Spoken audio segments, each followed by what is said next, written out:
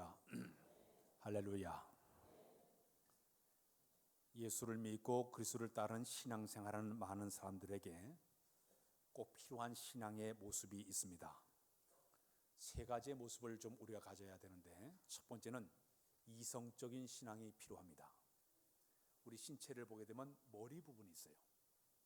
이 머리의 부분을 이성적인 신앙으로 우리가 얘기하게 되면 예리한 판단력도 필요하고 분석력도 필요하고 통찰력이 필요한 이성적인 그런 우리의 신앙이 첫 번째 필요합니다. 두 번째는 우리 신체적으로 이 가슴 부분이에요. 감성적인 신앙도 필요합니다. 가슴에 느껴지는 하나의 통해지는 감정, 우리의 마음의 기분, 감화, 감동, 뜨거움, 이런 역사를 경험하는 것이 가슴을 통해 느껴지는 하나의 신앙적인 감성이라고 볼 수가 있습니다. 세 번째가 중요한데, 세 번째는 이 이성과 감성이 복합적으로 나타나서 내가 영성이 깊은 그런 모습으로 살아가야 되는데, 영적인 모습은 내 영혼 깊은 곳이 맑고 깊이가 있는 그런 신앙으로 우리의 신앙을 이어가야 되는 것입니다. 머리는 차갑지만 가슴은 뜨겁고 영혼은 맑고 깊은 이런 모습으로 사는 것이 우리의 신앙이 될 때 건강한 균형 잡힌 신앙으로 성장하게 될 줄로 믿습니다. 8년 전에 나온 책 가운데 지성에서 영성으로라는 책이 나왔습니다. 이 책을 쓰신 분이 우리나라의 문학 박사이면서 문학평론가, 이화여자대학교의 석좌 교수이고 우리나라의 초대 문화부 장관을 지냈던 이어령이라는 교수님이 쓴 책이에요. 이분은 우리나라에서 최고의 지성인으로 꼽히는 그런 분이었습니다. 근데 이분은 아주 머리가 이게 비상하다 보니까 신앙 갖고 있지만 이 기독교 신앙에서 대단히 비판적인 그런 마음을 가지고 무신론적인 신앙을 가지고 그런 신앙생활을 하고 있었습니다. 근데 어느 날 자기 딸이 하와이에서 살고 있는데 미나라고 하는 그런 딸이 있었습니다. 근데 이 딸이 갑상선 암에 걸려가지고 투병 생활하게 됩니다. 거기다가 자기 손주가 가잉 행동 자폐증에 걸려가지고 막 아이가 이렇게 하다 보니까 아들과 늘 씨름하다 말고 이 미나라는 딸이 망막이 떨어져가지고 눈을 잃으면 실명 위기까지 가는 어려움을 당하게 되었습니다. 이어령 교수님에게 전화가 온 거예요. 딸이 내가 이렇게 갑상암으로 투병하고 있고 내 눈에 망막이 떨어져서 실명할 수밖에 없다고 그렇게 전화를 하게 되니까 이 딸의 그 얘기를 듣는 순간 얼마나 마음이 아팠는지 저절로 자기 속에서 자기도 모르게 통탄한 오 하나님이 저절로 나왔다고 합니다. 근데 이 딸이 태연하게도 하는 얘기가 아버지 걱정하지 마세요. 좀 교회 가서 저로 해서 기도해 주세요. 그렇게 한마디를 전하게 됩니다. 하나님에 대한 존재를 믿지 못한 무신론자인 그 사람이 하나님 앞에 나가서 기도하게 됩니다. 하나님, 내 딸 미나가 볼 수만 있기만 한다면 저의 남은 일생을 주님을 위해서 살겠습니다. 그런 소원 기도를 하나님께 간절히 드리게 되었습니다. 근데 놀라운 기적이 일어난 것이에요. 딸이 서울에 와가지고 다시 눈을 검사했는데 말짱하게 깨끗하게 나는 기적을 체험하게 되었습니다. 그 순간 여기는 이어령 교수는 자기의 그 기도 응답받은 것에 대한 대단히 놀라운 체험을 갖게 됩니다. 마침내 그는 자기 마음속에 자기는 멀리 하나님만 계신 줄 알았는데 자기 기도 응답하신 그 하나님 앞에서 영적인 체험한 다음에 변화를 받아가지고 그는 즉시 교회를 다니기 시작했습니다. 지금 세상을 떠나지만 온누리교회에 하영조 목사님에게 가지고 그가 세례를 받게 됩니다. 세례 받은 다음에 자기가 지성으로 채우지 못했던 영적인 갈급함과 굶주림을 하나님을 통해서 찾게 되면서부터 영혼이 새롭게 힘을 얻게 되었습니다. 그 다음에 자기가 만난 그 하나님을 세상 사람들에게 전하고자 쓴 책이 바로 지성에서 영성이라는 책을 그가 써서 세상에 내놓게 되었습니다. 우리가 성경에 쓰임받는 사람들의 특징을 보게 되면 모두가 하나님과의 영적인 만남을 통해서 체험을 통해 그들의 가슴이 뜨거움을 갖게 되었고 자기가 믿는 하나님을 따르게 되었고 그 하나님을 섬기게 되었고 그 하나님을 위해서 섬김의 삶을 살았고 심지어 순교자리까지 간 사람들이 성경의 사람들의 대부분의 모습이었습니다. 신앙생활은 종교적으로 도덕적으로 의식적만 가지고는 우리의 신앙을 성장할 수는 없습니다. 지성적인 종교만 가지고 우리의 신앙을 자라날 수는 없는 겁니다. 정말 이 신앙의 모든 모습은 실제적이고 생명적이고 체험적인 신앙이 바탕이 돼야만이 가슴이 뜨거운 마음으로 하나님을 섬기는 그런 역사를 우리가 경험하게 되는 것입니다. 믿음의 길은 막연한 게 아니에요. 추상적이고 공상적인 신앙이 아닙니다. 실제적이고 삶 속에 역사하신 그 하나님의 영적인 만남이 있을 때 우리의 신앙이 확고하게 설 수 있고 우리의 삶의 놀라운 변화를 우리가 경험하게 될 줄로 믿습니다. 모세는 호렙산에서의 그 가시나무 떨기 가운데 불 가운데 계신 그 하나님을 직접 만났기 때문에 모세야 모세야 내가 선 곳은 거룩한 땅이니 네 발 신을 벗으라. 하나님과 진짜 만남이 있었기 때문에 그는 사명감을 가지고 가서 이스라엘 민족의 지도자로 그는 쓰임을 받게 되었습니다. 사도 바울이 선교사가 된 것은 다메섹에 예수 믿는 사람 잡으러 가다가 부활하신 주님 나타나서 사울아 사울아 내가 어째 나를 핍박하느냐 주님과의 만남이 있었기 때문에 그는 변화를 받아가지고 3일 동안 눈을 못 떴던 사람이 아나니아 선지자가 와서 기도할 때 비늘이 떨어지면서 영적 눈을 뜨는 순간 그는 선교사로 복음을 증거한 사람으로 변화가 되었습니다. 베드로나 의의 11 사도들도 마가다가 함께 모여 뜨겁게 기도하는 가운데 불같은 성령이 임하게 되었고 그들이 진동의 역사를 경험하고 불같은 성령을 임하시면서 방언을 하면서 그들이 하나님의 역사를 체험했기 때문에 목숨으로 나가서 복음을 전한 사람들로 다 변화가 되었습니다. 지성적인 것도 있지만 영적인 체험이 있었기 때문에 그들의 신앙에 엄청난 변화가 일어나게 됐다는 얘기입니다. 이 체험적인 신앙의 기본은 하나님의 임재의 체험입니다. 살아계신 하나님, 멀리 계신 하나님, 가까이 계신 하나님이 내 삶 속에 직접 오셔서 내 삶에 함께 하신 역사를 체험하는 것이 바로 하나님 임재의 체험이라고 얘기할 수가 있습니다. 일반적으로 사람들은 신앙생활하면서 여러 가지 체험들을 많이 합니다. 예를 들자면 신앙생활 하는데 오늘 내 마음에 내적인 평안을 체험하는 사람들이 있습니다. 내 모든 삶의 무거운 짐을 하나님께 다 맡기는 그 순간 내 마음속에 물밑을 미루는 평안함을 체험하는 것도 우리가 영적인 체험 가운데 하나에 들어갔다고 볼 수가 있습니다. 어떤 사람은 죄에 대해서 새로운 인식을 갖는 사람이 있습니다. 과거는 죄인 줄 모르고 살아왔는데 죄에 대해 깊이 깨닫고 죄를 멀리하고자 하는 마음을 푸는 그 자체가 하나의 그 체험의 역사라고도 볼 수가 있습니다. 어떤 사람은 죄로부터 승리한 사람이 있습니다. 과거에 죄에 깊숙이 빠져 헤어나지 못했던 사람이 그리스도를 직접 만난 다음 때 완전히 변화가 돼서 죄를 과감히 청산해버리고 하나님을 위해 사는 삶을 사는 것도 그것도 영적인 체험 가운데 들어가 있는 모습이라고 볼 수가 있습니다. 어떤 사람은 태도의 변화도 있습니다.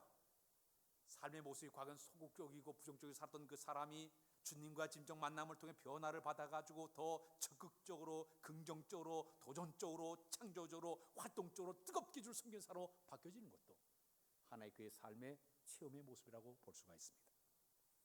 또 어떤 사람은 용서의 마음을 품는 것도 체험이라고 볼 수 있을 겁니다.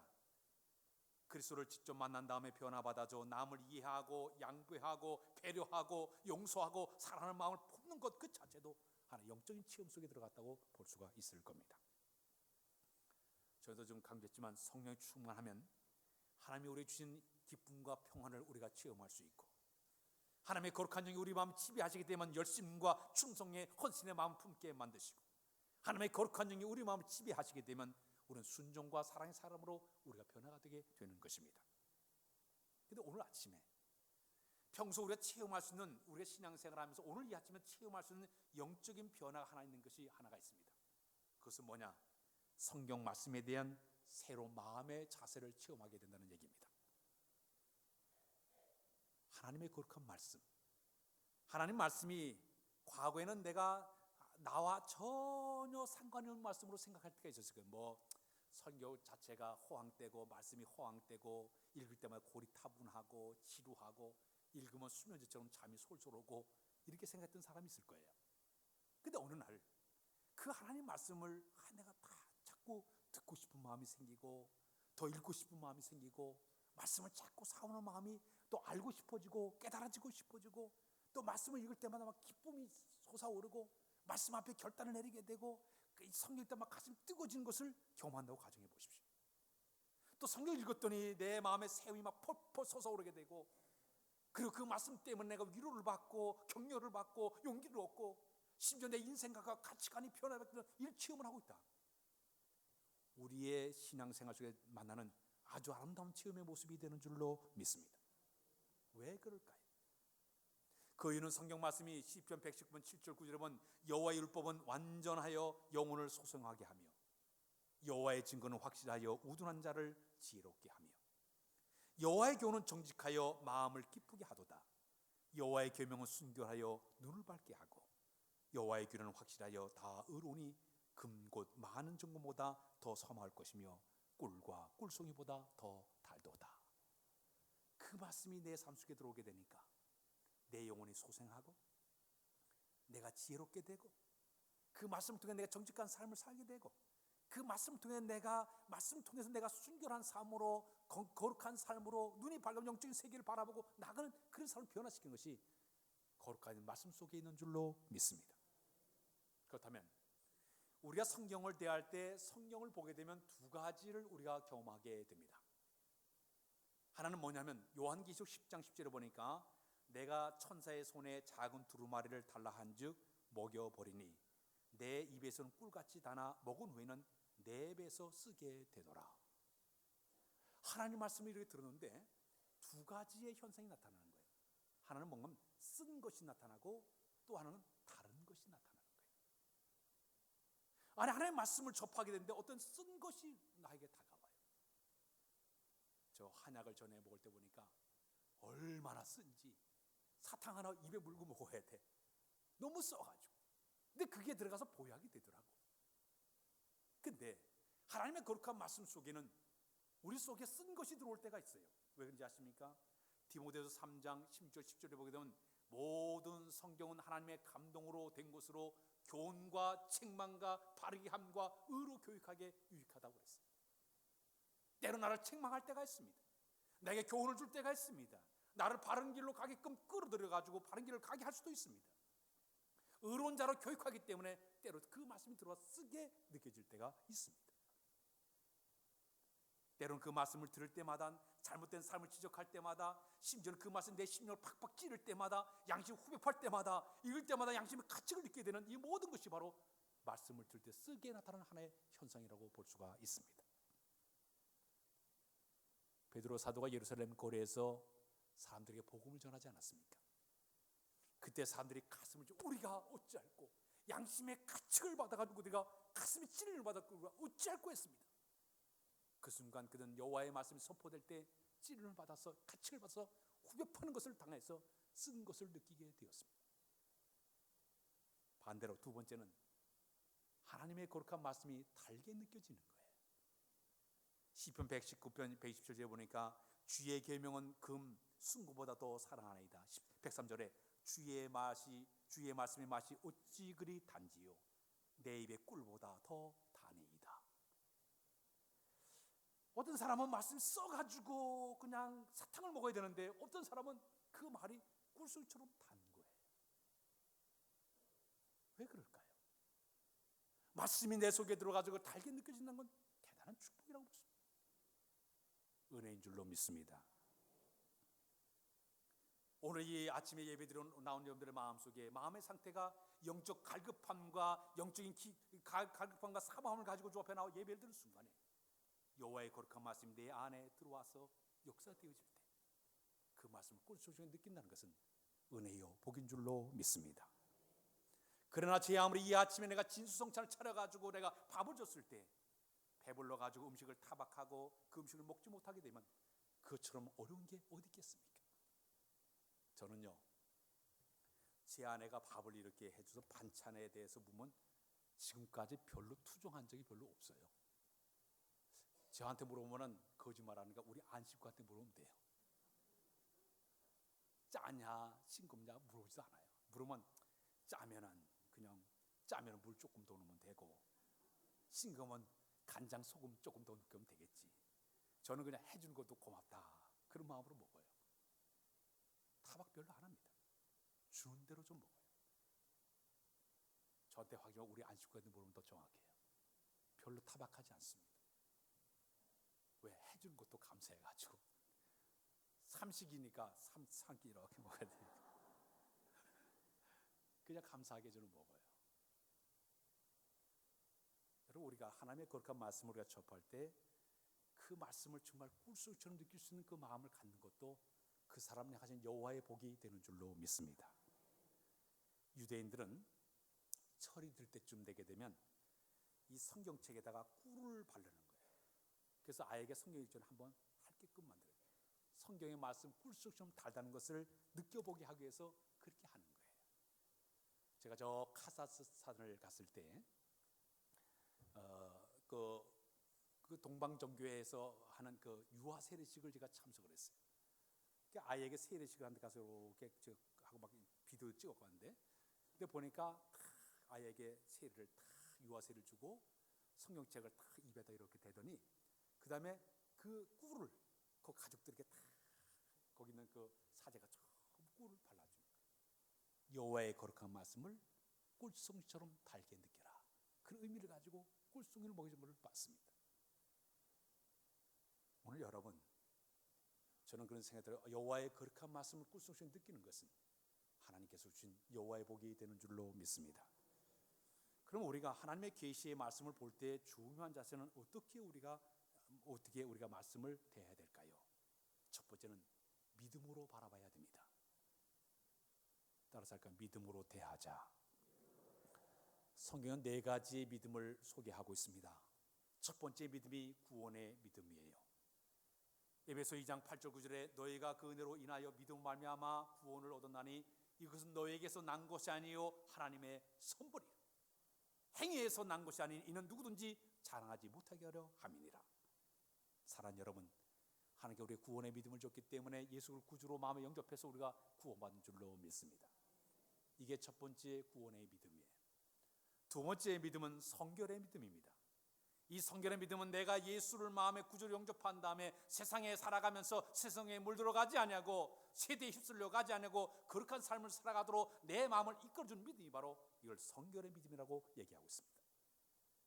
세 번째 믿음은 적극적인 믿음이에요. 히브리서 11장 1절의 말씀을 바탕으로 해서 믿음 바른 것들의 실상이요 보지 못한 증거라고 했기 때문에 그 말씀 꽉 붙잡고 미래를 내다보고 달려가는 그 믿음을 갖다가 우리가 적극적인 믿음이라고 표현하고 있습니다. 마지막 네 번째는 영적 세계를 정복하는 믿음이 있습니다. 마가복음 9장 27절에 할 수 있거든이 무슨 말이냐? 믿는 자에게 능치 못할 것이 없다는 말씀이 있는데, 우리 예수님 모든 마귀 권세 이길 때마다 전부 말씀을 가지고 이겨냅니다. 돌을 가지고 떡을 만들 할 때도 말씀을 가지고 이겨냈어요. 성에 뛰어내라 말씀을 가지고 이겨냈어요. 전부 말씀 가지고 승리했듯이 여호와의 거룩한 말씀이 우리 주신 말씀을 통해서 믿음을 통해서 더러운 영의 세계를 정복하는 믿음이 우리에게 필요한 줄로 믿습니다. 그런데 이 구원의 믿음과 성결의 믿음과 적극적인 믿음과 영적 세계를 정복하는 모든 믿음의 근원이 바로 뭐냐면 여호와의 거룩한 말씀이에요. 오늘 본문에 보게 되면 사도 바울이 로마 교인들에게 그렇게 얘기하고 있습니다. 8절에 말씀이 내게 가까워 내 입에 있었으며 내 마음이 있다 하였으니 곧 우리가 전파하는 믿음의 말씀이라. 사랑하는 여러분, 우리의 속에 있는 것, 내 입에 있는 모든 말씀이 바로 뭐냐면 믿음의 말씀이 되는 줄로 믿습니다. 그 말씀이 내 삶의 모든 확신을 갖게 만들고 내 삶의 모든 것을 통해서 승리의 길을 걸어가게 만드는 것이 바로 말씀이 내 안에, 내 입에 가까이 있을 때 이런 역사를 우리가 경험하게 될 줄로 믿습니다. 그러면 우리가 이 거룩한 말씀을 어떻게 해야 될까요? 첫 번째는 그 말씀을 자주 들어야 됩니다. 따라서 자주 듣자. 오늘 본문에 쭉 지나가서 17절에 보니까요, 10장 10절에 믿음은 들음에서 나며 그랬습니다. 우리의 믿음이 자라는 비결이 있습니다. 자꾸 들어야 믿음이 생기는 거예요. 오늘 아침에 여러분들이 TV를 보다 광고가 나오는 게 많이 봤을 광고를 계속 듣다 보면은 머리 아프면 뭐를 먹어야 펜잘 먹으라는 펜잘 먹어야 돼. 피곤하 우루사를 먹어라. 자꾸 듣다 보니까 나도 모르게 뚝 우루사 먹어야지. 펜잘 먹어야지. 반복적으로 듣다 보니까 여기에 세뇌가 돼가지고 먹게 되듯이 하나님의 거룩한 말씀은요 계속적으로 들어야만이 우리의 믿음이 성장할 줄로 믿습니다. 저희 집에 제가 어릴 때 자라날 때 저희 방 안에 이렇게 보면 윗목에 이렇게 보니까 콩나물 씨를 늘 이렇게 두시고 우리 어머님이 콩나물을 키우셨어요. 새벽 예배에 갔다 와서 이렇게 오자마자 하신 일이 한 바가지 물을 퍼가지고 슉 콩나물을 붓는 거예요. 그럼 자다가 샥 물이 떠면 오줌 싸는 줄 알았어요. 저는 이렇게 샥 물이 떠가지고 그렇게 늘 키우셔요. 여러분, 물을 부을 때 그냥 쭉 빠져 내려가도 물이 고여지도 않고 쭉 빠져 내려가던데도 콩나물은 자라나고 있어요. 하나님의 거룩한 말씀도 똑같습니다. 계속적으로 듣다 보면 나도 모르는 가운데 콩나물이 자라듯이 우리의 믿음도 성장할 줄로 믿습니다. 그래서 유대인들의 신앙 교육법이 신명기 6장 4절 9절 이하에 보게 되면 하나님의 자녀들을 가르치는 방법이 하나님의 거룩한 말씀을 손목에 메고 말씀을 미간에 붙이고, 그리고 너의 문설주와 바깥문에 말씀을 기록을 해서 앉을 때나 누웠으나 설 때나 계속 그 말씀을 묵상하게 가르치고 묵상하라고 그랬습니다. 말씀을 가까이고 계속 듣다 보면 그 말씀이 힘이 되어서 그의 삶에 놀라운 하나님의 역사를 경험하게 될 줄로 믿습니다. 미국의 최대 백화점 왕 존 와나 메이커, 이분은 아주 참 신앙으로 대단히 훌륭한 인물이에요. 그는 학교에 가서 어린아이들을 참 잘 가르쳤어요. 매 주일마다 아이를 가르치는데 어느 날 이제 그 나라의 대통령이 당신을 이 나라의 최신부 장관으로 세우겠습니다 하고 얘기했습니다. 그랬더니 이 조나 와나 메이커는 나는 안 하겠습니다. 나는 주일날 아이들을 가르쳐야 되기 때문에 장관 되게 되면 바빠가지고 주일날도는 빼먹으면 아이들 못 가르치기 때문에 안 하겠습니다. 여러분들 같은 건 어떻게 알겠습니다. 장관 하겠습니다. 여러분들 아마 그럴 거예요. 근데 이 사람은 난 주일학교 아이들이 더 중요하기 때문에 장관 안 하겠다고 그랬어요. 그랬더니 주일은 보장할 테니까 하라고 그래, 알았다고 그래가지고 이분이 최신분 장관까지 하신 분이에요. 근데 그분은 정말 성경을 사랑했습니다. 그의 고백이 자기가 60년 동안 사업을 하면서 많은 투자를 해가지고 많은 이득을 남겼는데 전 재산과 건물이 200억 달러 엄청난 돈을 그가 벌게 되었습니다. 근데 그분이 그런 얘기했어요. 내가 지금까지 살아가면서 가장 자신 투자한 것 가운데 최고의 투자한 것이 뭐냐면 12살이 되었을 때에 $2 50센트 3,000원 주고 산 빨각 가죽 성경책 하나가 이것이 나의 인생의 최고의 투자였다고 그런 얘기를 했습니다. 말씀으로 자기는 투자했기 때문에 오늘 이렇게 위대한 자기의 사업을 일궈냈고 이런 위대한 인물로 쓰임받았다고 얘기하고 있습니다. 성도 여러분, 말씀을 자주 가까이 듣는 것도 우리의 믿음을 키우는 방법이요, 우리의 믿음이 자라는 역사가 있게 될 줄로 믿습니다. 두 번째는 그 말씀을 잘 들어야 은혜와 복을 받게 되어 있습니다. 따라서 잘 듣자.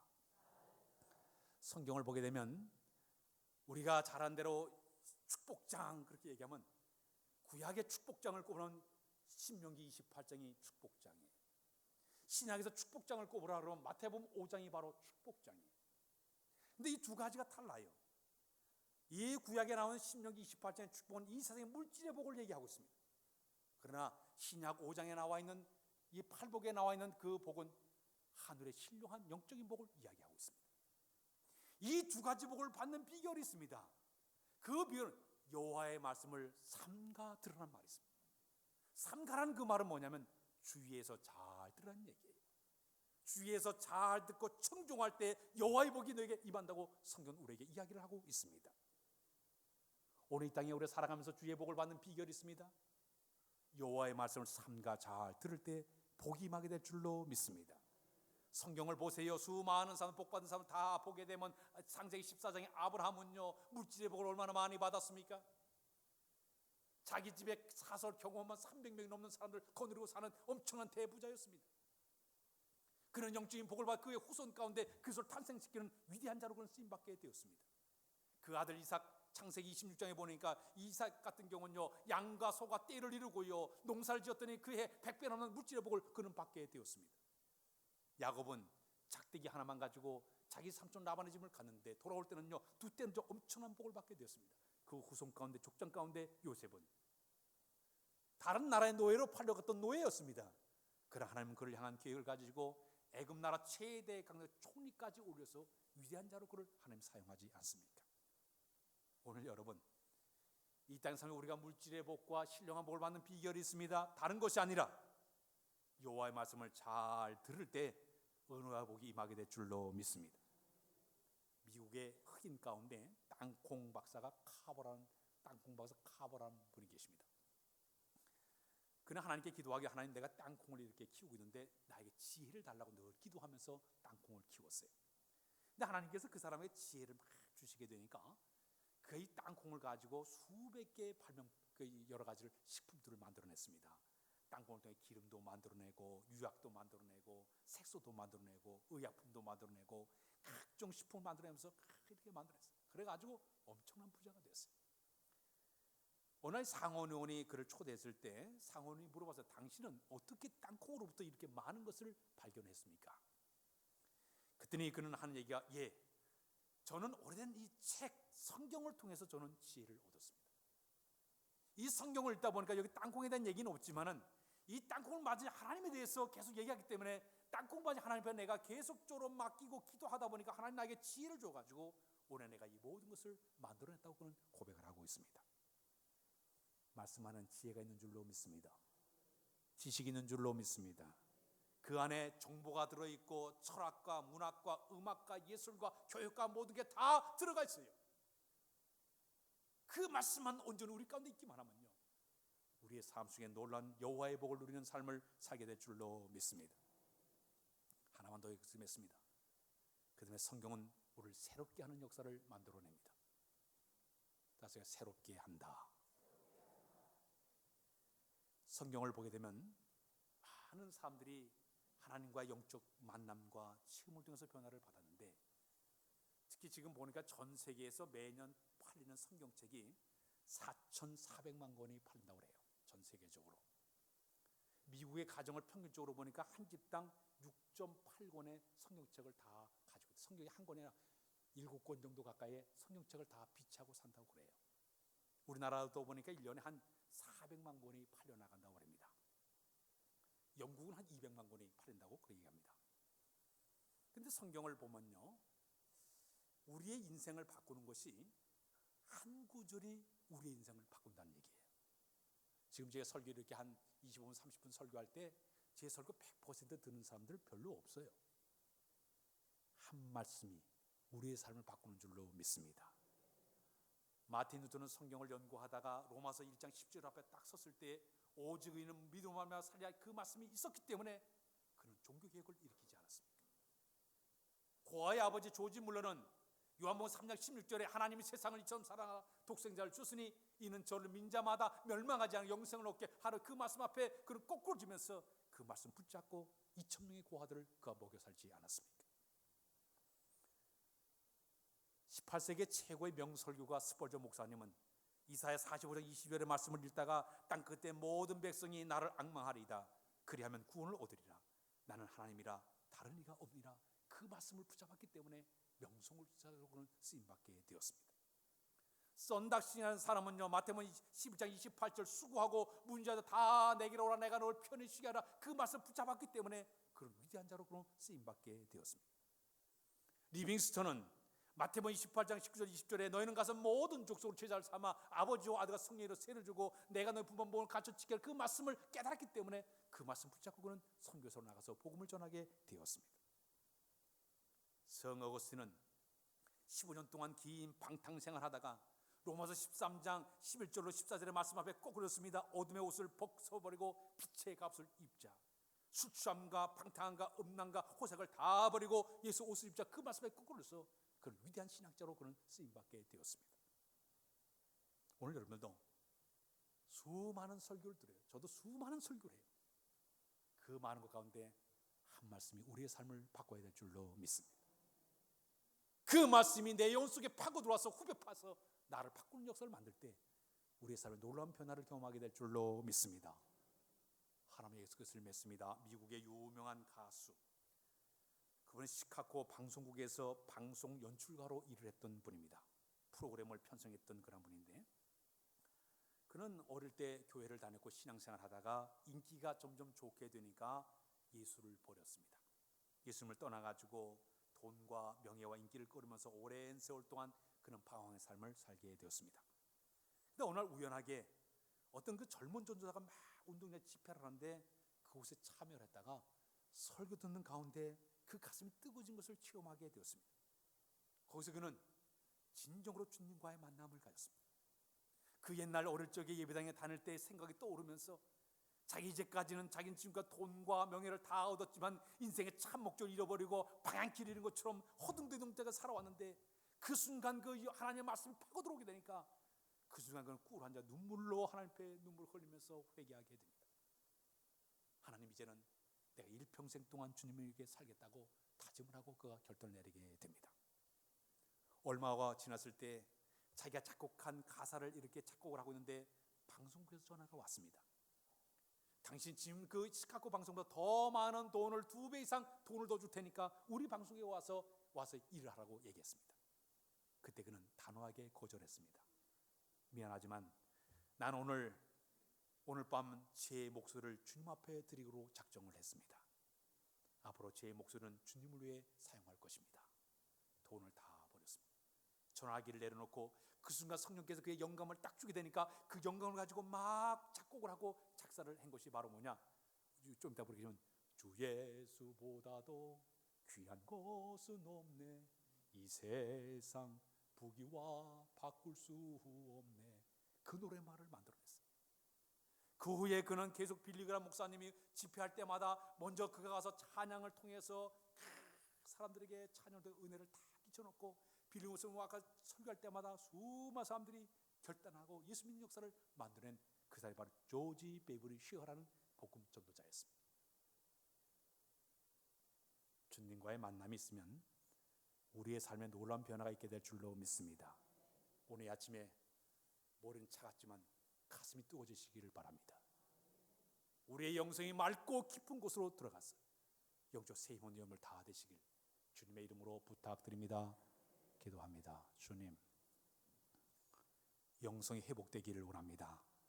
맑고 깊게 우리의 영성을 회복하도록 인도해 주어서 소생하도록 인도해 주어서 중에 영적인 진정한 만남을 갖도록 도와주시기만을 원하고도 바랍니다.